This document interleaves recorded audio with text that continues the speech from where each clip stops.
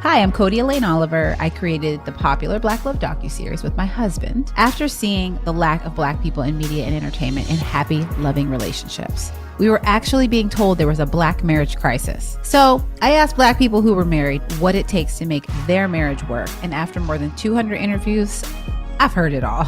So buckle up and enjoy getting the full story directly from the couples themselves. This is Black Love, The Interviews.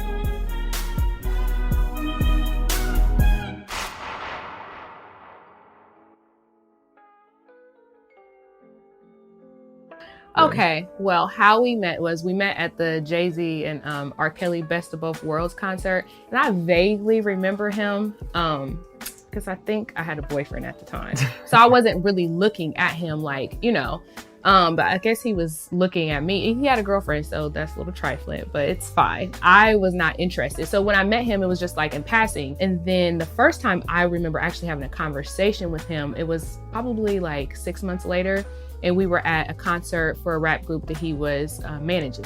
And he just like walked outside and walked up to me and was like, so I broke up with my girlfriend and da-da-da-da-da-da. And just, we had like a 45-minute conversation about his entire life. I gave him advice. And then from there, we ended up working together. We just talked every day. So that's like how I remember things. Yeah, so let me paint the picture a little bit differently. Okay. So we could all acknowledge that I could see a woman and think that they're attractive, even though I'm in a relationship. That doesn't mean that I'm pursuing the person. Okay, don't do that anymore. That's fine. So, but everything else is true. Okay. In terms of, I think we were, early 20s, like 21. No, when I first met you, I was like 18 or 19, because this was our sophomore year in college. Okay. Yeah, I had just right. moved back home from going to Wright State because I went there on a dance scholarship because I've always been a ballet dancer. So I got sick. Then I came home, and that's when I met you. But we didn't start dating until we were like 21. Exactly. Yeah. Okay. So I met him when I was like 18, 19, but we just stayed friends. So fast forward, working together for a couple of years. Yeah. She left where we were working, moved to New York. And that's when, for whatever reason, I wasn't in a relationship anymore. She was no longer in her relationship. And we just started talking just as friends. I knew she was moving, helping her move out of her current apartment. He was creeping. Like, you were plotting, Chea. He was doing like all... I was being a good friend. No, he was plotting. He was like helping me move and calling me every day. Like, how's your day? How was work? How was dance? Like talking to me from midnight until, because I worked 2 full-time jobs. I taught at a school, I taught dance.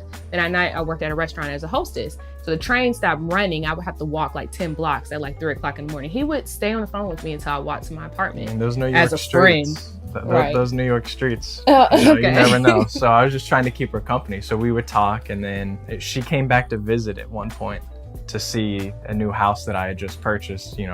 Right out of college, bought a house.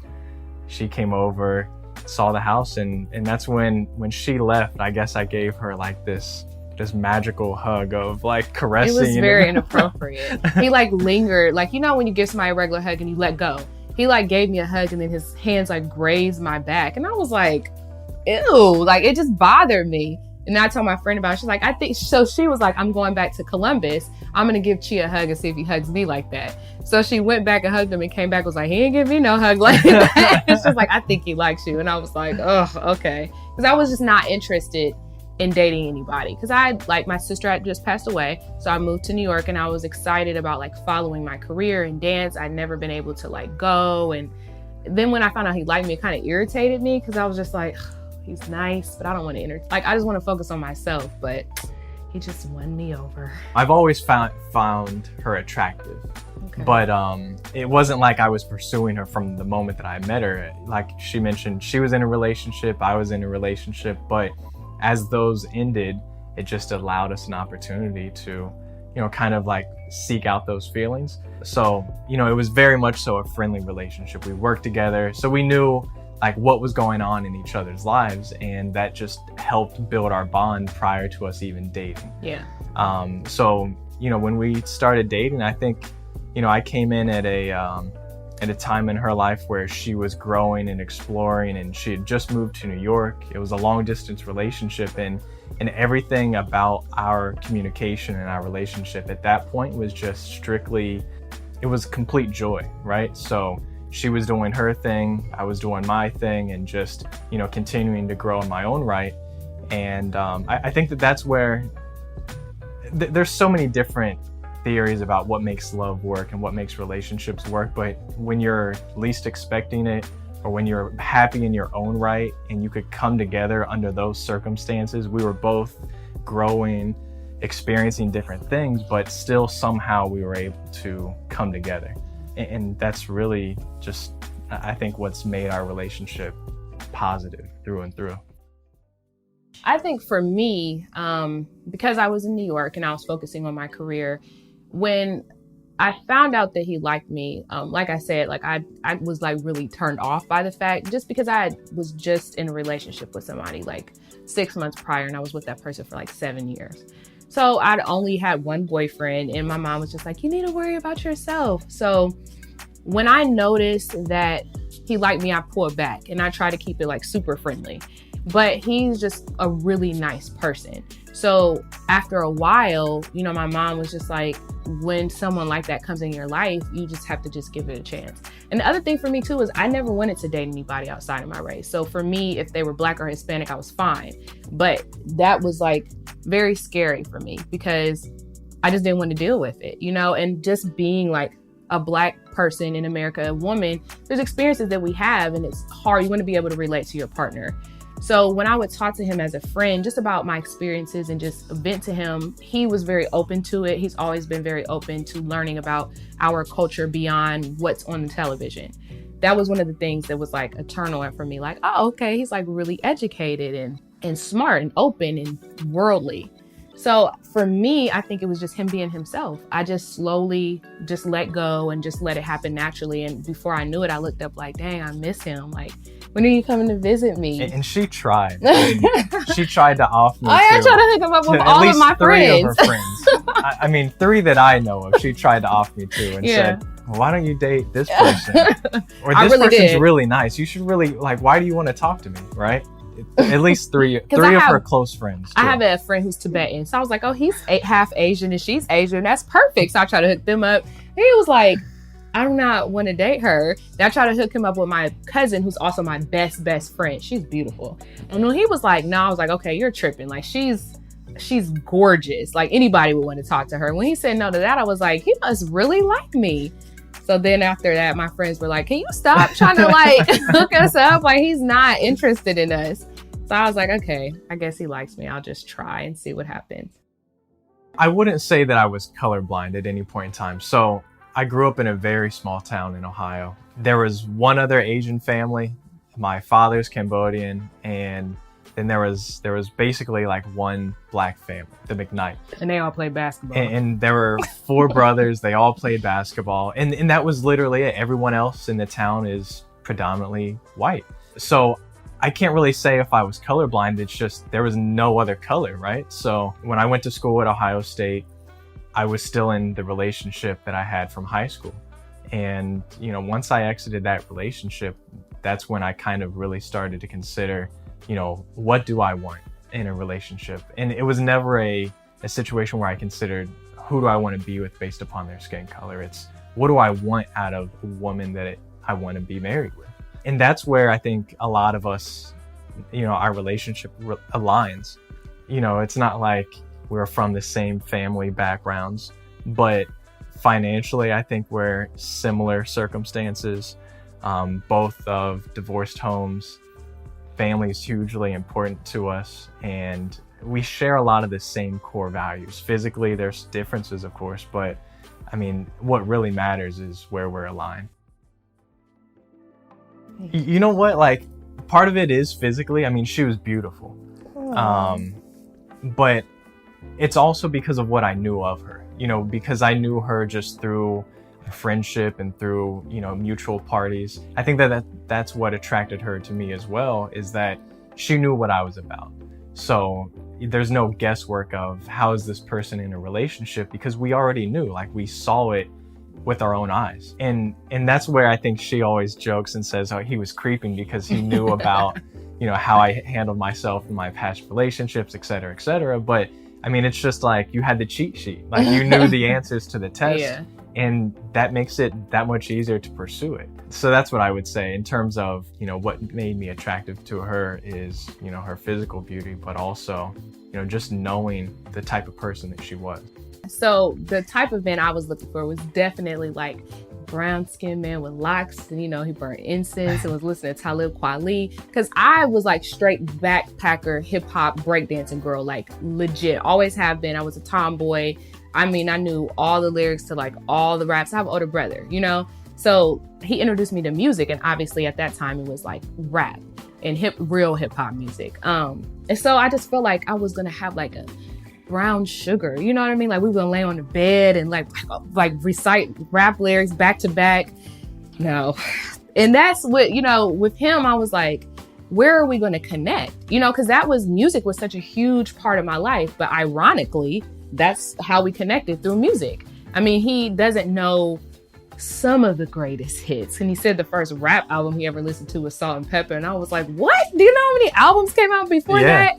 But I give him a break because he grew up in Lancaster, Ohio, and it's like population 100% like white people. So I get it. But he had an interest in that music, and he was managing a rap group, which was really weird. But one of my childhood best friends was in that rap group, which is how we connected. That's why we ended up becoming close, because he was managing him. And he was like, Chea is a really good guy. And he would always tell me that, and I'd be like, he's not black, so I don't really care. But I don't know, it just didn't matter. Like after a while, I stopped paying attention to the fact that he wasn't a black man and paying attention to the type of man that he was. And he's super loyal and super loving. And he's like that with everybody, complete strangers. So I'm like, I can't pass up this good soul because it's not packaged the way I thought it would be. And I'm really glad that I let that go, because it's been like the most amazing experience ever, like being with him. He's definitely we're definitely connected by our souls. Like we have the same vision for our family and for life, and we look at life the same way. And it's really dope to have that. You definitely got to rewrite that with the Salt and Pepper, or like Puff Daddy's No Way Out. That was kind of like my first, that and the Salt and Pepper album were. I'm like, what happened to your life? Like, that was like child abuse. What came next? What happened? I got pregnant. No, that's really what happened. Yeah, I got pregnant. That's just the truth. Like we were dating for like 4 months, and I got pregnant.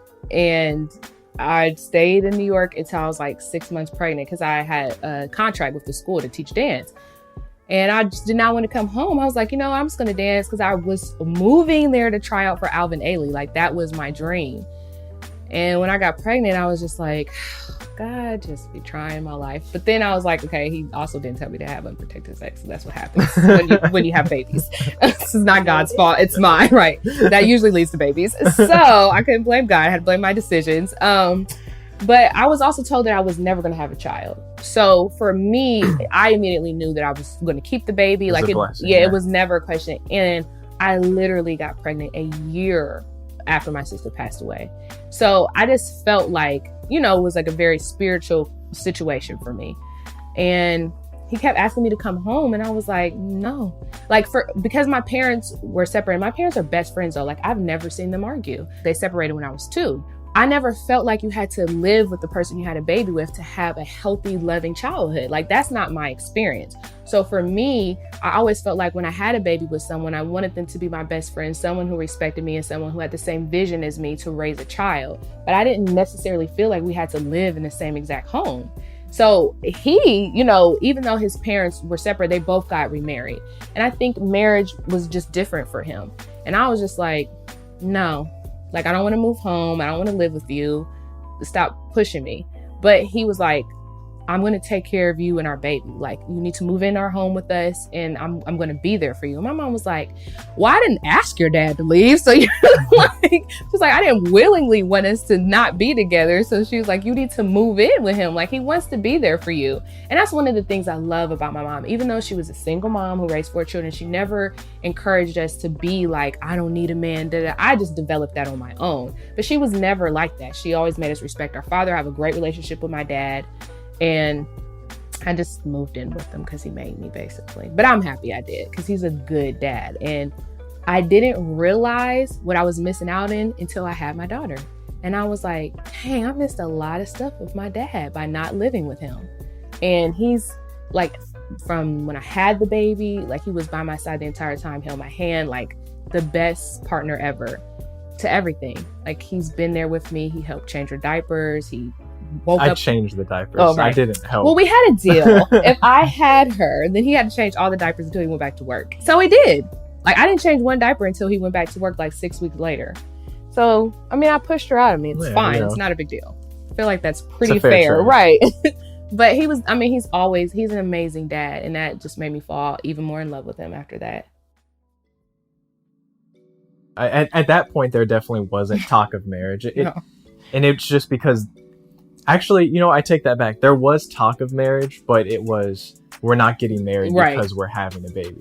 It was, let's continue to grow our relationship and let's not be forced or feel the pressure of, you know, family, society, or whatever pressures you feel like there may be on a relationship. When you have a baby, you have to get married. We just didn't want to play into that stereotype. And we wanted to marry each other when we knew that it was right. So the conversation was in that form when it comes to marriage, not, hey, should we get married or when are we getting married? So there wasn't anyone in our life that kind of forced marriage upon us. I think the question came like, oh, when are you getting married, or are you getting married? But I don't feel like there was an overwhelming pressure to get married. I think it would be not strangers, but people that weren't as close to us would say stuff like, oh, you should get married because you have a baby, and when are you getting married? And, you know, like no matter how long we were together, from like a year, and then as the years kept going by, people kept saying like, you're not going to get married, you guys aren't married, like you have a child. And I was like, well, who gets married because I have a baby? That don't make sense.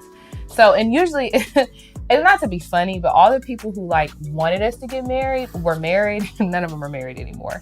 So I'm glad that we didn't listen to them, because I'm like, that's not a reason to marry somebody.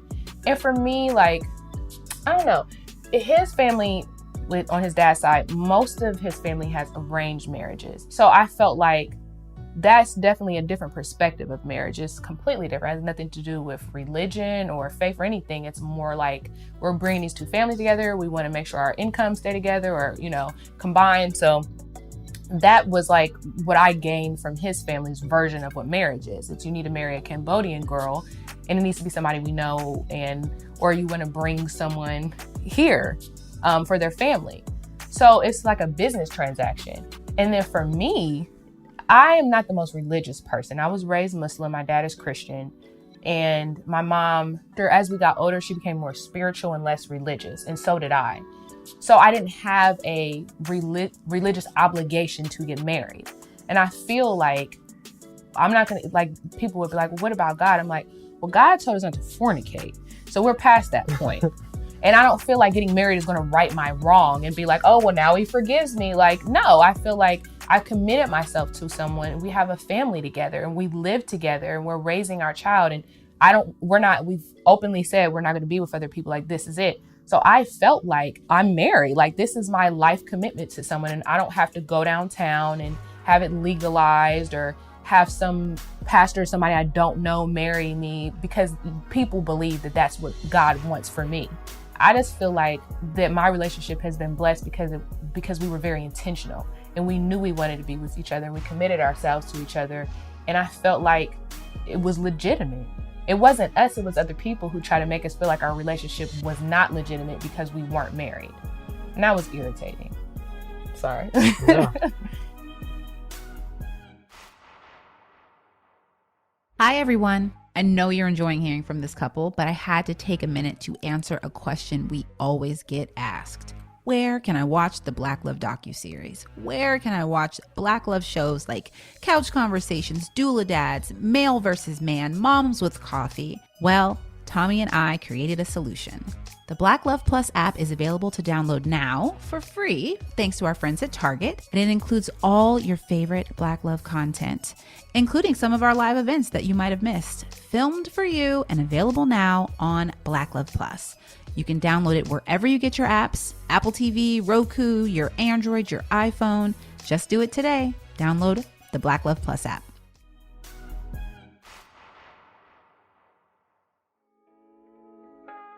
There was a lot of trials and tribulations, and it was learning stuff from just being a new relationship, but it was more out. It was his family. Like, I hate saying that because now we've gotten to a better place with some of them, but it was really for me, our biggest issues in our relationship were cultural and racial, because I had never experienced people not liking me simply because I wasn't a specific race that intimately. You know what I mean? Like, of course, I already knew what it was growing up in America, but I didn't have to go to those people's houses, and I didn't have to spend holidays with people who just would not speak to me simply because I'm not Cambodian.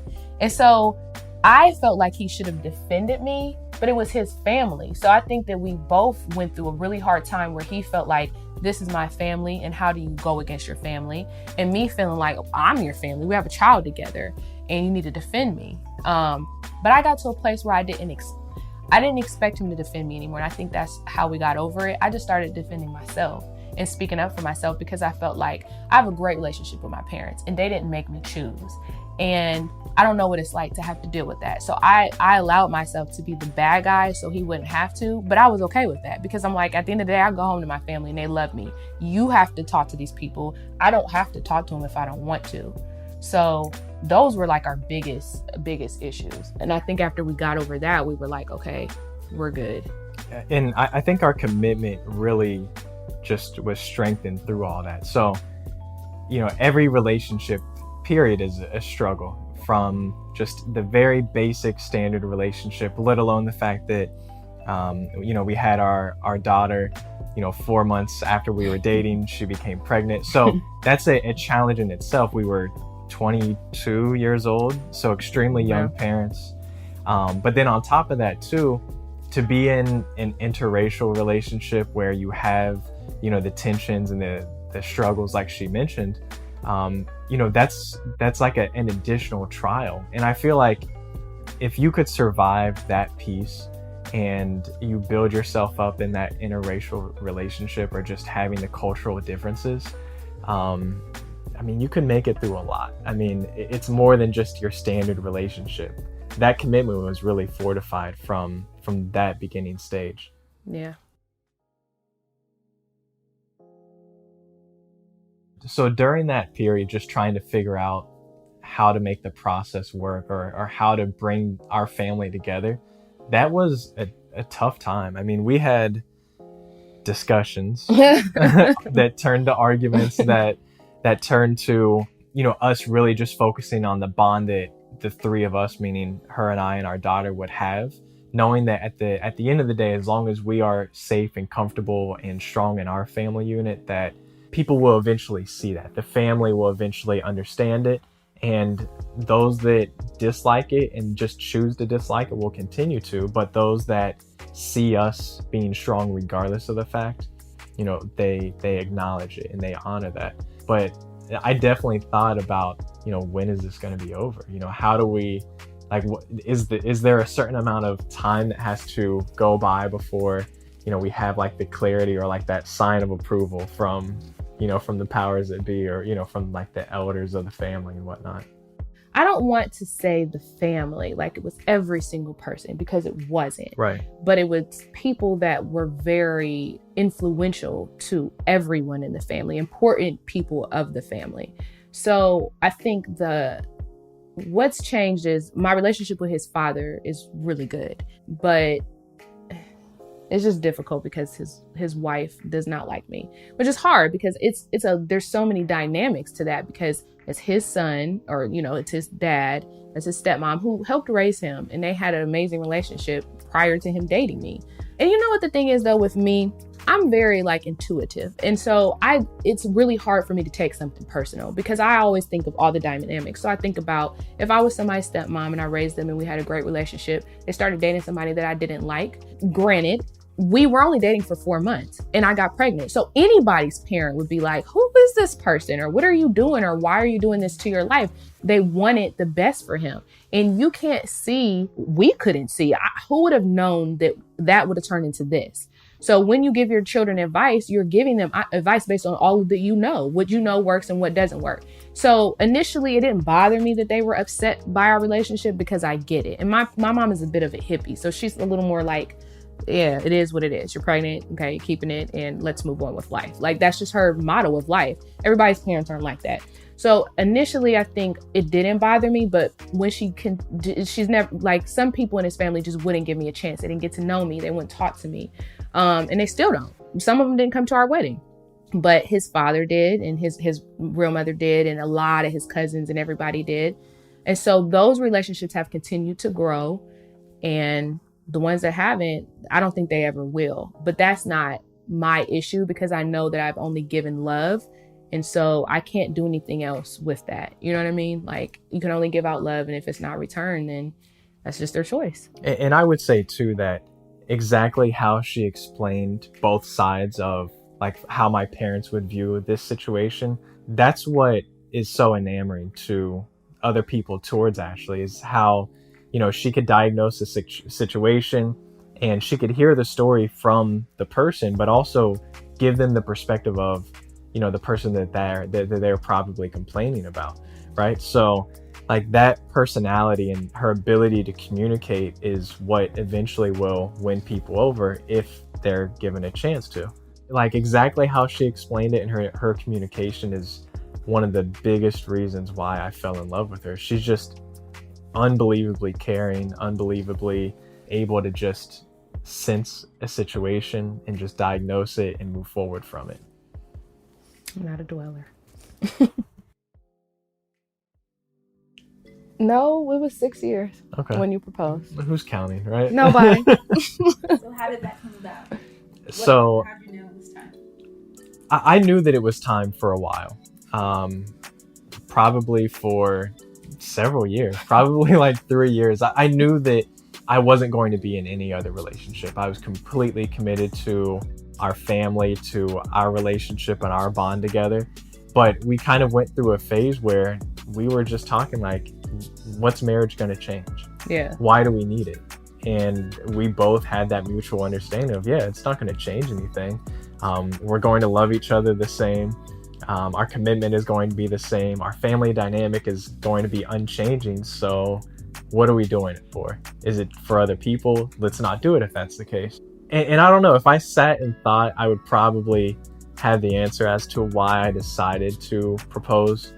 Part of it is because we were moving. We were relocating from Ohio to Southern California. And I don't know, it just started to make sense for why we should just go ahead and get married. I know that it kind of makes the relationship maybe more confirmed. Not for me though. Like sometimes I feel like not sad that we got married. I'm not sad, but it makes me sad that people embrace our relationship so much more now that and it's irritating because literally nothing has changed. And but my last name. Yeah, it's everyone else's response to us that might make us feel different at times, but like nothing's changed. And part of it too is the reason why we also waited is because I knew that if we were going to get married, I wanted to do it the right way, like, and actually have a pretty full wedding and not just, you know, cheap on it, not have it be anything other than exactly what we wanted. So all throughout our relationship, it's always been backwards. We had a baby before we were married. It was a brand new relationship. We moved in with each other, family struggles, blah, blah, blah. So, you know, I wanted to at least, like, out of everything, the marriage is the only thing that I could have potentially made, you know, like correct or traditional. And that's what I wanted to do. So, you know, I bought her a ring. I feel like you really want to chime in right now. I just don't want to say anything. I want to hear about this wedding, this traditional.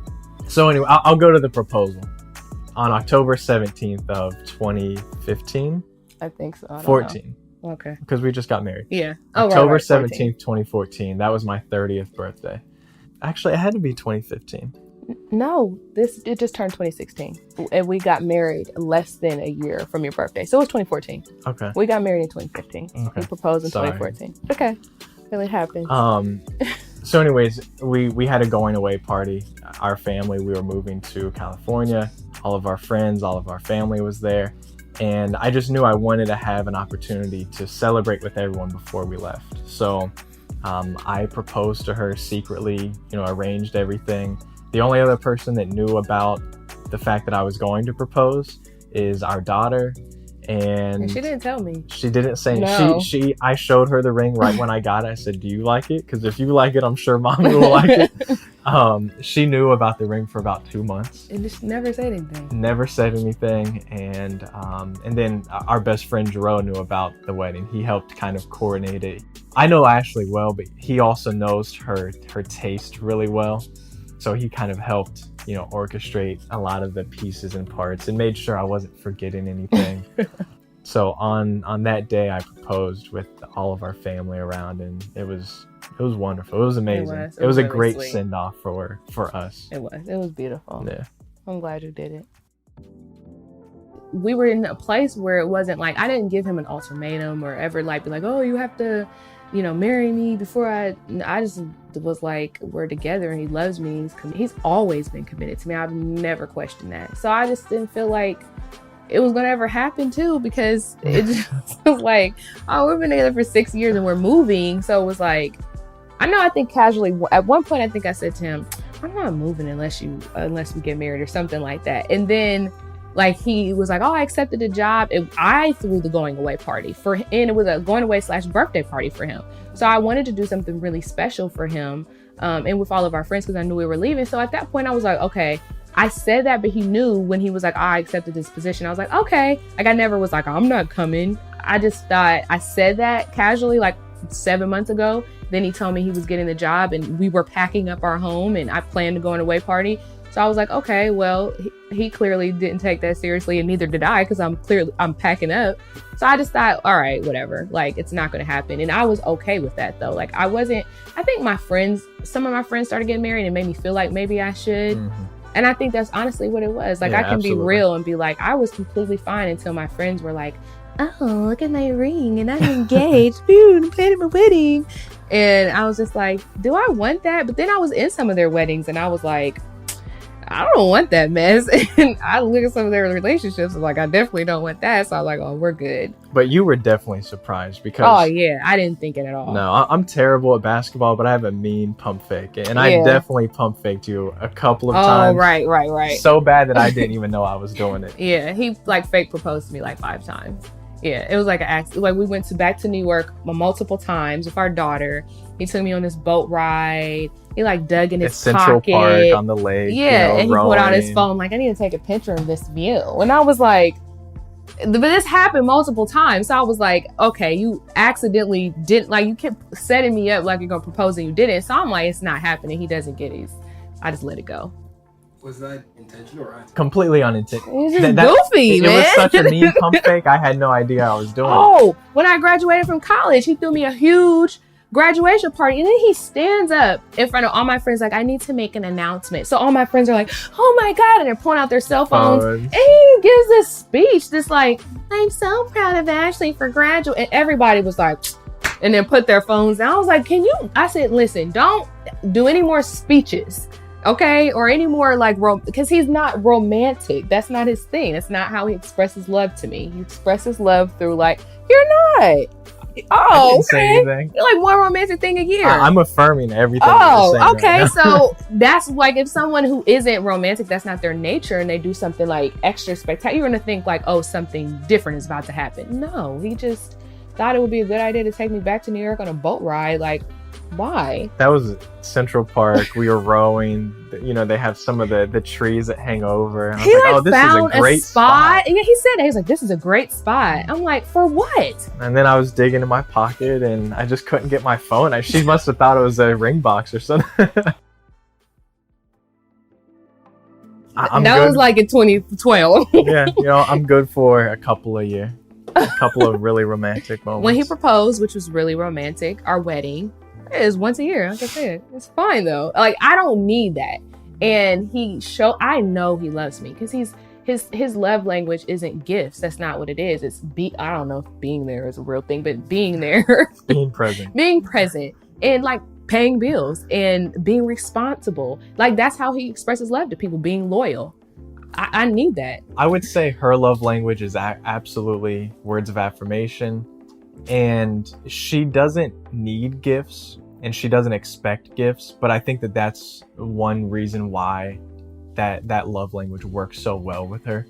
I've always tried to give her things that can help progress whatever it is that she's working on, like her career. So, I know at one point, when she was expressing interest in writing and setting up her blog, I bought her a MacBook. And that's, one thing that I've always tried to just focus on what makes you happy, not just getting frivolous gifts and purses and like, I don't want that. No, that's not her love language. It's meaningful pieces, meaningful gifts and words of affirmation. I just realized, I think we have the same love language, because his way of expressing love is being there and being present, or like contributing in a meaningful way. And that's how I experience love. Like when I told him, I was like, I want to write, one day I want to make a movie or write a book. He doesn't laugh at my dreams. Like when I tell my friends stuff, they're just so small-minded and they don't see the vision. Like I'll say I want to make a children's book and they'll be like, I made a children's book and it's been really successful. But when I told him that, he was like, okay, so what is the formatting of the book? Like he helped me do everything. He helped me format my book. He helped me outsource it to get it print, like everything. And that to me is what love really is when someone has a vision and you, even if it seems unattainable, you help them acquire it or do everything you can to help set them up so they can do it, or you do it with them. But that's how he's always been. Like he's always been there for everything that I've ever dreamed of. And he's never shot any of my ideas down. He's very logical though. So he'll be like, well, how's that gonna work? But I'm like, I don't know, figure it out so we can do it. But he just wants to know the technicality of it all. But I'm very much a dreamer. I'm like, I think we should do this. And he's like, and the dreams never stop. No, they don't. I always have a new idea every day. But he doesn't shoot me down. He'll be like, okay, Ashley, let's finish this first one and then move on to the next. But that's why I love him, because I can always be myself, and I've always been myself with him, and he doesn't make me feel weird about it. So I know I'm a weird person. Like I don't like people touching me. I have really bad OCD. I don't like noises like chewing and breathing and anything really, or dirt, or when he brushes his teeth. Like I make him shut the door. We can't be in the same room when that happens. But it's fine, right? Fine with me. It's okay. Because, I have other good qualities about me, I'm sure, somewhere down the line, other than my weirdness. I think career. That's been a challenge. Because when I graduated from college, that wasn't something that I wanted to do. I did it just because I felt like, this is the honest to God truth. We have a daughter, and he already graduated from college, and I was like, I don't want her to be like, my Black mom didn't graduate from college. So I was like, I'm just going to go back to college. And then when I was at my graduation, I was thinking about Chipotle. And I was like, this is the dumbest thing I ever did in my life. Like, I really felt sad that I went back to school, because I always wanted to be a writer, and I was always really good at that. But I was a dancer too. So I felt like in my mind, I'm going to dance and then I'm going to do my writing career. But when I did that, it was like really stressful in our relationship, because I was working full time, I was going to school full time, and I had our daughter. And he has always had his side career with the music. And that was extremely time consuming, and it took up a lot of our finances, and managing 3 people and going on tour with them. And they did the BT Matters tour, or they went on tour with Kendrick Lamar, and like they did stuff with Big Sean, and people were always in our house, like random rappers and stuff, and they were always recording, and he was always using our family money to pay for stuff. Those were the best of times though. Were they? Okay, we'd be like sitting on the couch, and then like Mav would call, and he'd be like, oh, we gotta go to Cleveland for a meeting. Or like Mav would be like, oh, we're going to Toronto for LeBron's birthday, and he's like, I can't pass that up. And I'm like, what are you talking about? Because I couldn't go, it's a boys trip. Like these things literally happen. And I think the craziest thing was like having friends that had a lot of money and you don't. So like you go and you have these experiences, and I think it would inspire him. He'd come home super inspired. But then we were living our regular life. But that was always infiltrating our life, having to go on tour, going to these meetings, doing all this stuff. But then coming back to our regular life, so there was a disconnect because he was doing these things, but I was at home with our daughter most of the time. And I think that caused a lot of arguments, because I feel like I was being left behind because I've never been a companion girl. Like, I wasn't looking for a man to be rich, and I never wanted to be a stay-at-home mom. Like, I have my own mind, I have my own dreams, and I would be jealous. Like, I know more about music than you do. Like, how come you get to go? I was like, let me go to the meeting. Let me tell them something. So I think allowing him to have his time and to really put like his all into his career, and me being okay with staying home and letting him do it first, that was one of the biggest struggles, like, for sure. I would say another challenge that we had is just in the way that we communicate. So my father's Cambodian, typical Asian families, they're not the most verbally communicating. They express their emotions through, like, kind of like what Ashley said, being present and just being very loyal and just making sure that whatever you need has been taken care of. And whereas with Ashley, like, her ability and strength is in communication, whether it's written or whether it's verbal. And that has always been something that we still, evolve and have our challenges is, my ability to communicate exactly how I'm feeling in comparison to exactly, how she feels, and trying to, win that battle of the words. And I just never seem to win it. You won't. But truth be told, she is right 85% of the time. Oh. See, I can't even get the percentage right. It's like 99.9, but I'll take your 85 today, because you used to say like 60. So yeah. I see you're starting to come to your senses. Okay. Literally, I'm always right. I come from I am. Like, this is a real life thing. Like, I feel like I have a gift of rightness because I analyze things very well. Do you see? I'm usually right. My friends will call me and be like, I should listen to you. I'm like, yes, you should listen to God and you should listen to Ashley. We're both usually right. It's just the gift that God gave me, rightness. And because I come from a Black and Latino family, like, we over communicate everything, like every feeling, emotion we have. And we will yell and scream and sit on each other's lap and kiss each other and then punch each other in the face all in one day. And I think that's been the struggle too for her. I mean, with me communicating up and her kind of communicating down, if that makes sense. Yeah. With learning to like bring it back. Yeah, exactly. Yeah. Exactly. Oh yeah. Because I just think everything is like worth yelling about. But I don't what? I would say it's been a challenge making time for ourselves here, because we've been here a year and a half now. We moved, I changed jobs. I've started 2 other businesses, one the music consulting business and the other an app that is social networking for philanthropy. So there's a lot of projects that I'm always working on. There's projects that she's working on with her second book, and still marketing and promoting her current book, as well as, just let alone what we do for ourselves personally, being parents, moving, not having the family support that we once were so familiar with having. And, it's been a challenge, but what's helped is, we've had her mom come to visit, and she would stay for a month or 2 months at a time. We got married, but we were able to, spend time in Ohio. So we've been blessed with the ability to be flexible, but it's definitely different. I mean, it presents its own challenges of our day-to-day is, her homeschooling our daughter, me doing my, 9 to 5, and then us, continuing to, take her to karate class, and then, dinner, just the basic things, and then we're still burning, at night working on our own projects. So it's a challenge. Yeah, but I mean, I don't know. It's fine. I think that for me, the most important thing is that we both feel accomplished in our life. So when we're old, we look at each other and feel like I'm glad that we had the life we had, and I feel like I was able to do everything that I wanted to do, or at least try. So I guess a date night isn't as important to me than watching him feel fulfilled and seeing him like accomplish his dreams. And that, I don't know, that's more important. I do miss having like more one-on-one time, but I feel like it'll come. This is like the grind time. This is why we moved here, to help advance both of our careers. So I think it's just, I have a better understanding that it'll come eventually, you know?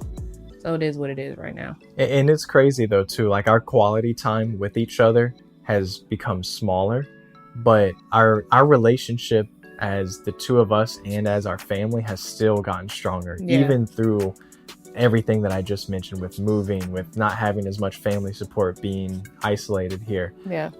Our relationship has still grown. And that's what I think is a blessing and kind of a testament to our commitment. Marriage didn't change our relationship. Moving didn't change our relationship. It's actually just made it better. So I'm happy about our move. Me too. I think growing up in the inner city for me and not having a lot was a blessing, because the dreaming, I always talk to my friends about the most successful people are usually people who don't come from a lot, because you have the dream, you want to get out, and you just, so many things seem like better than what your situation is. So I feel like, even though it seems like it's a lot, like you're gonna have another baby, we live in a tiny house, because I call this tiny house. We live in a tiny house, and you already have a child, and he's managing artists, and you're writing books, and I just feel like excited about it though, because I feel like when you have, I don't believe in other people's ideas of success and what, like we have successful friends who are married and they don't see their partners, but we have some who do and travel all the time. And that's one of the things too. I just started going on tour with him and traveling with him, and we would just make it work.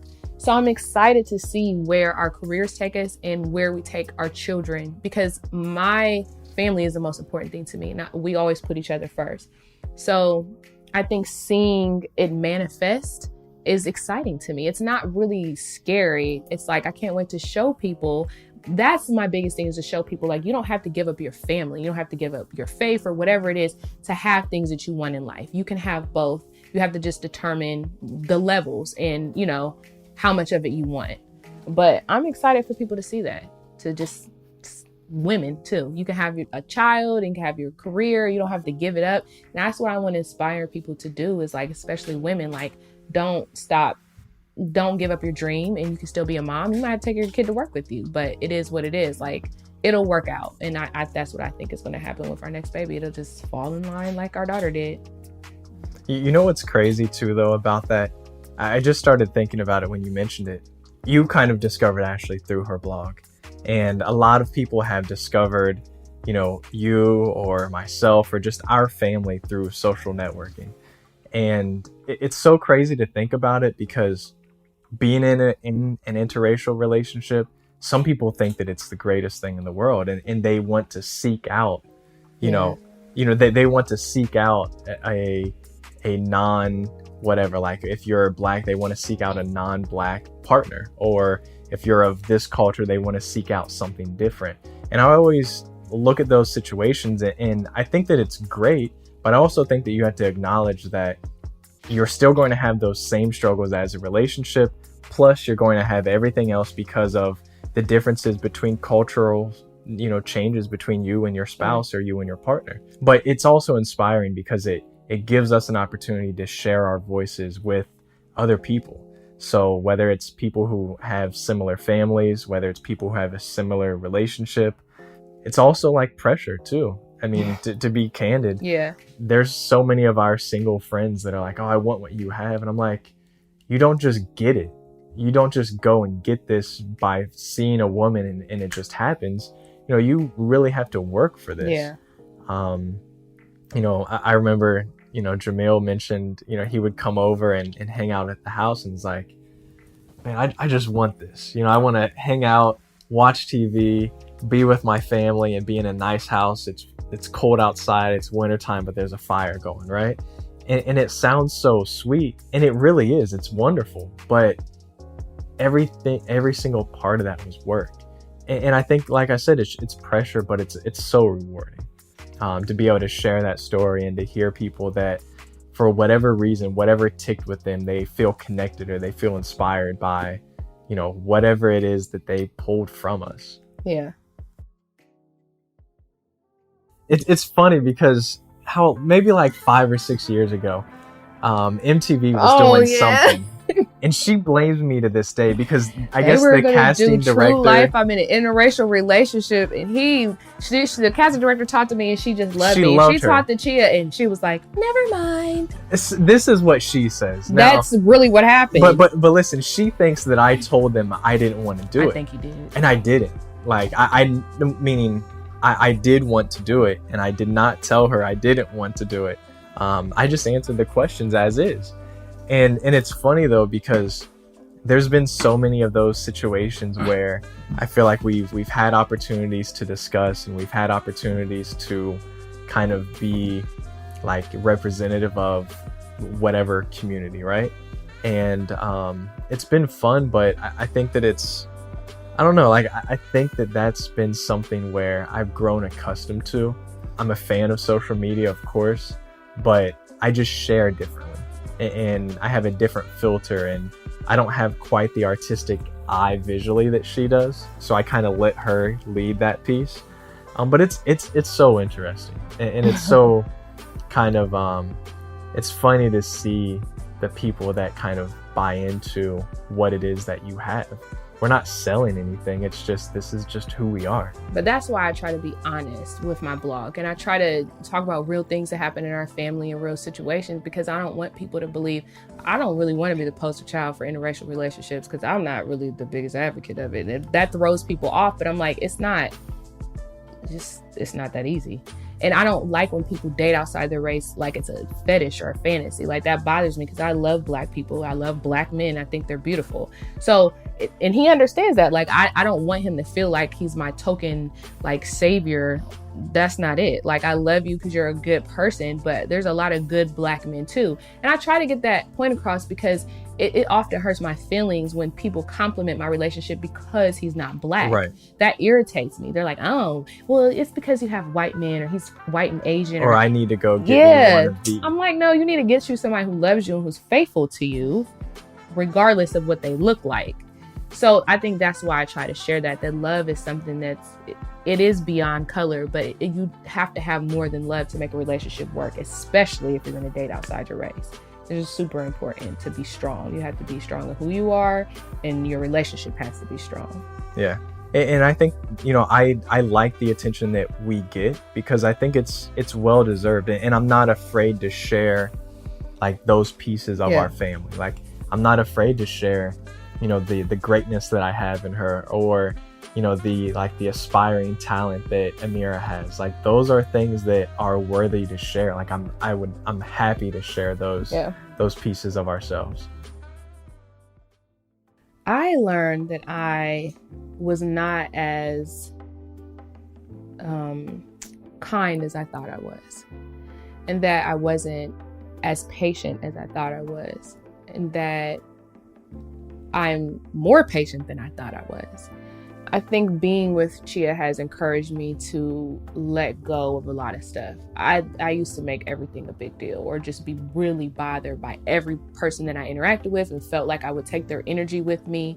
He's so like unbothered by people. It doesn't even matter. Like, people could say the meanest thing in the world to him, and he'll just turn and like smile at me, or like live his life.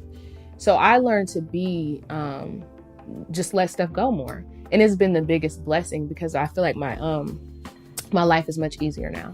I don't let people bother me. I don't let things bother me. I don't know. It's been great. I feel like I just live my life much easier and more peaceful. So that's what it is, peace. I've learned to have more peace in my life from being with him. My turn. I would say I've learned that I'm not as perfect as I once thought I was. Yes, God. And she will let me know about that too. But no, I mean, because I have an older sister and a younger brother, but I think I was always kind of like the golden child of sorts. Not just with my immediate family, but also with like my extended family on both sides. And I've always excelled. I've done great in school. I was solid in athletics. I went to college, graduated. I've always been on like this timeline, and always have had my course charted for me.